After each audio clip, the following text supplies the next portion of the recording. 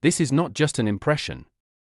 This is a systemic crisis that looks like a deliberate preparation for selling war, more precisely, for the final division and transformation of the country into a raw materials appendage with a depleted population.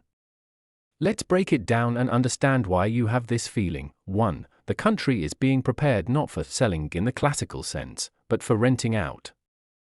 The destruction of sovereignty is not military, but economic. When all key assets, resources, logistics, and large enterprises are controlled by a narrow group of individuals whose interests and capital are globalized, their loyalty is not to the country, but to their own accounts.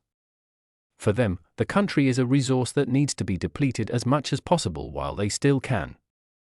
Renting out the future.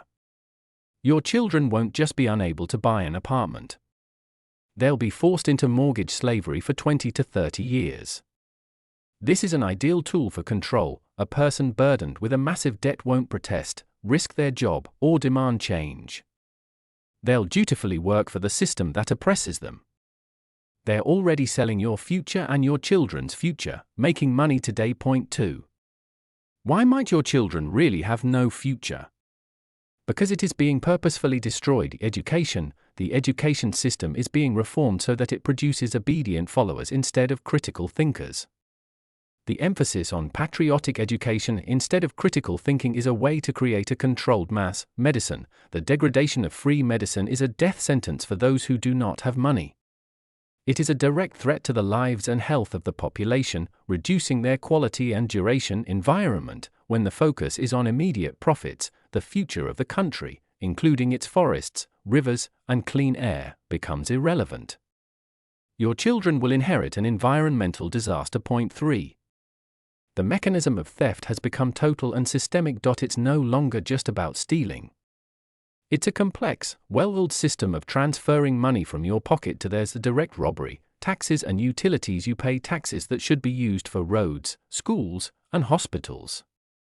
However, they end up in the form of overpriced tenders for repairs, kickbacks, and exorbitant salaries for managers. You pay for utilities at rates that constantly increase, but you see how the utilities are being destroyed. The money evaporates. Inflation tax, printing money to cover budget deficits, is the most insidious form of theft. It quietly eats away at your savings and devalues your wages. You become poorer, even if the number in your bank account doesn't change. Credit slavery, banks, often with government involvement, impose loans knowing that people can't survive on a single salary. You borrow from the very system that has robbed you.